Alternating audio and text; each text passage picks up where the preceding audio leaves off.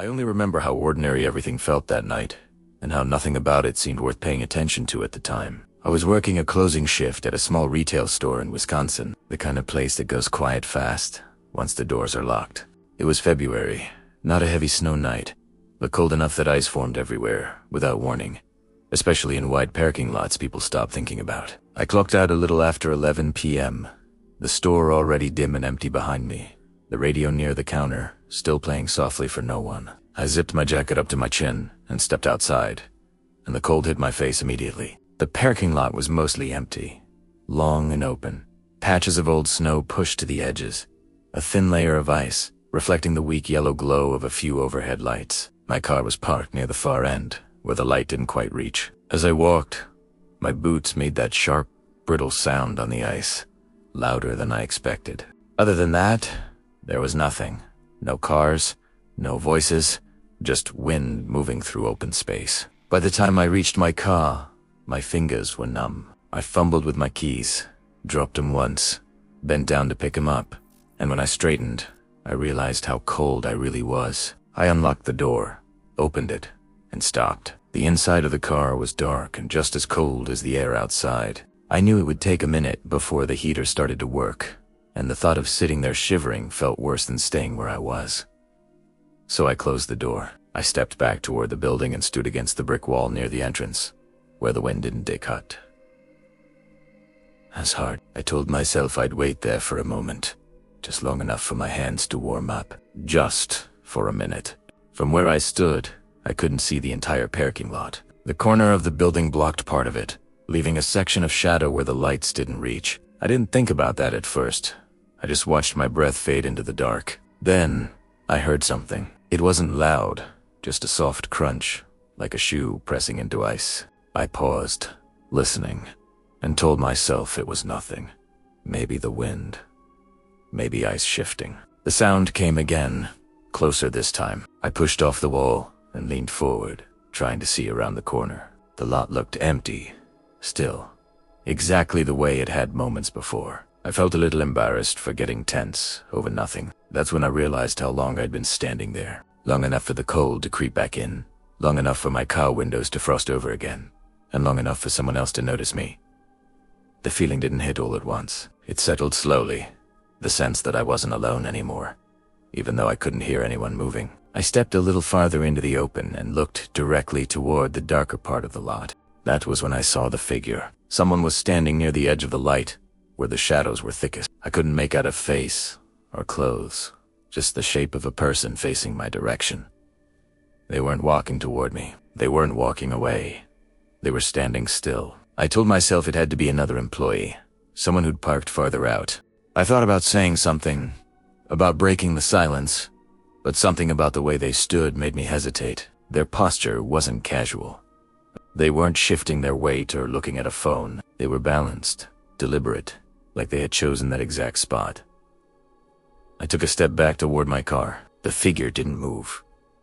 I took another step. Still, nothing. My phone vibrated in my pocket, and a sudden sound made my heart jump. It was a message from my roommate asking if I'd left yet. I replied without looking down, my eyes fixed on the shadow. When I stepped fully back into the light near my car, I looked again. The figure was gone.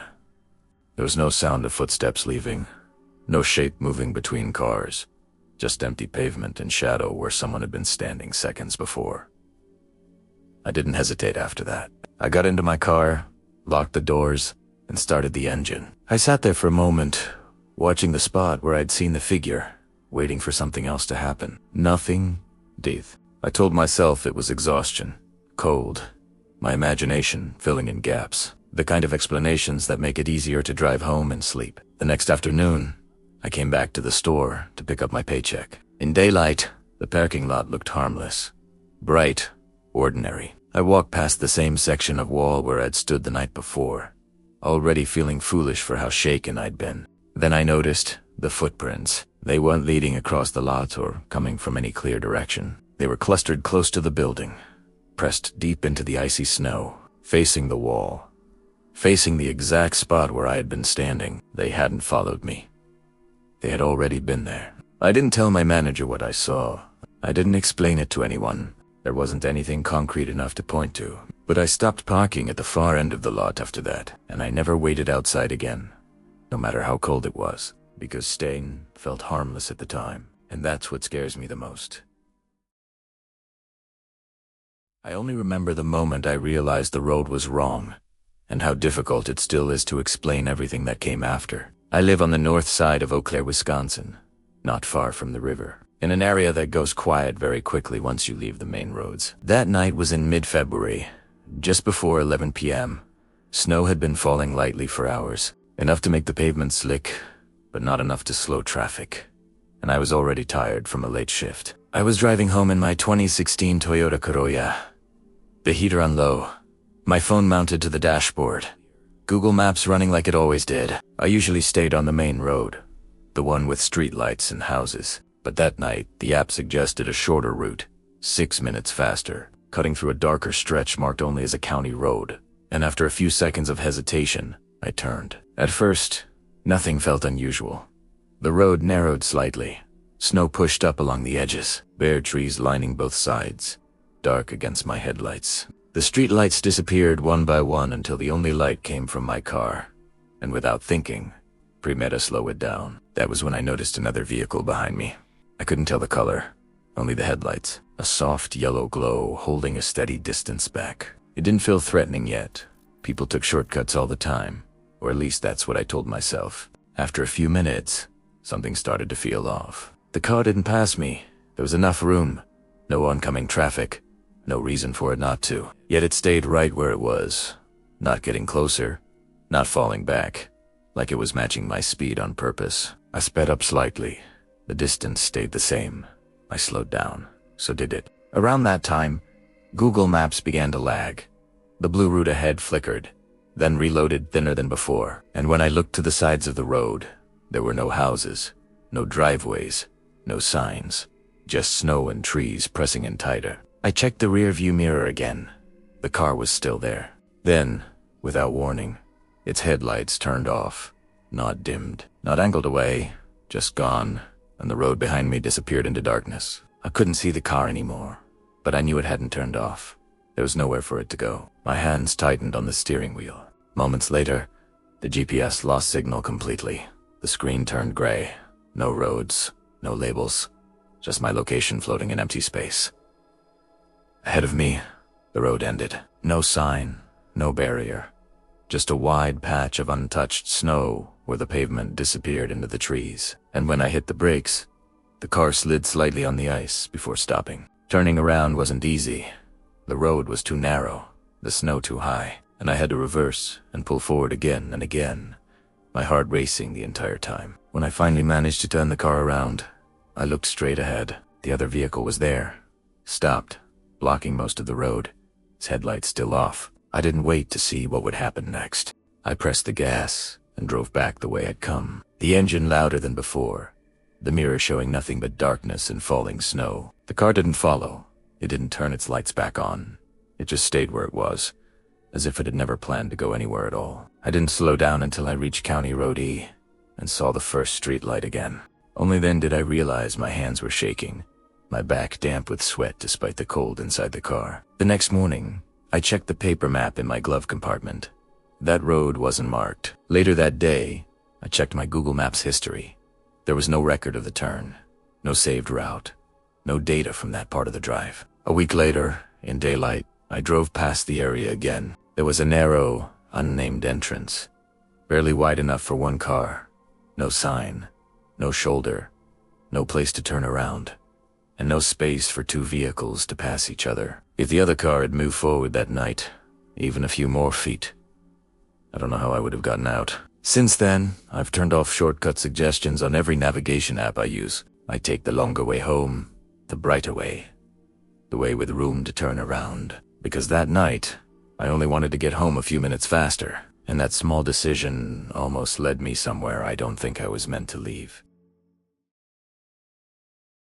I only remember very clearly the feeling of goosebumps spreading across my arms the moment I heard that voice. I live in Brookfield, Wisconsin, in a single-story house at the end of a cul-de-sac. It's a quiet neighborhood, especially in winter. After 10 p.m., there's almost no traffic, Most houses turn their lights off early, and the street feels empty in a way you slowly stop questioning. That night was a Thursday in mid-January. Snow had been falling since the afternoon.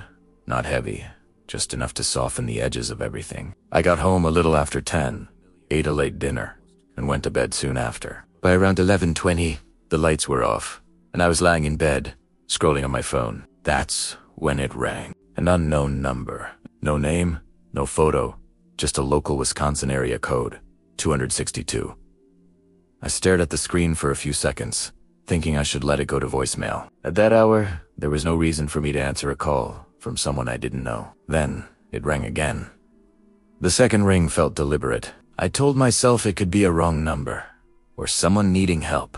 I had ignored an important call once before, and I remembered how that felt. So, against my better judgment, I answered. There was no voice at first, only quiet breathing on the other end, slow and controlled, like whoever was calling was making an effort to keep it that way. "Hello," I said. After a short pause, a man spoke. His voice was calm, almost too calm. "Is this Mark?" That was my name.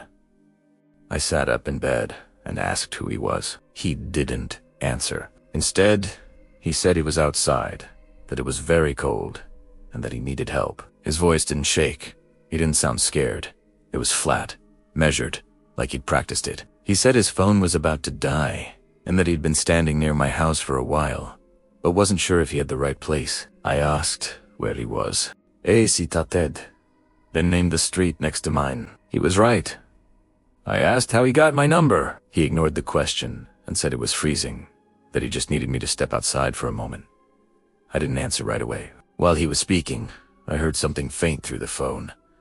Not wind, not traffic. It sounded like boots pressing into snow. I told him I couldn't come outside, but that I could call him a ride or contact the police. The change in his voice was immediate.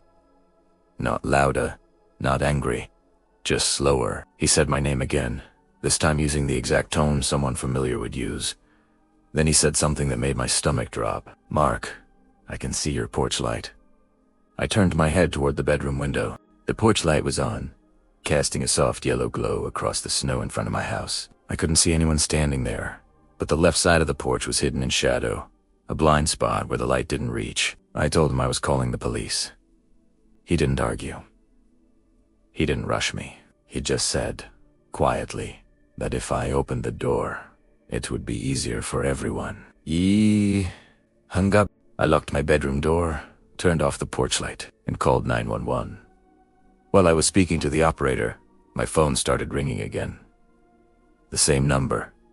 I didn't answer. I stood in the dark, watching through a narrow gap in the curtains. Snow continued to fall lightly. The street was empty. No cars, no movement. About 4 minutes later, the police arrived. They checked around the house and the yard. They didn't find anyone. There were no clear footprints. The fresh snow had already covered whatever had been there. One of the officers asked if I recognized the number. I said no. The next morning, I checked my call history.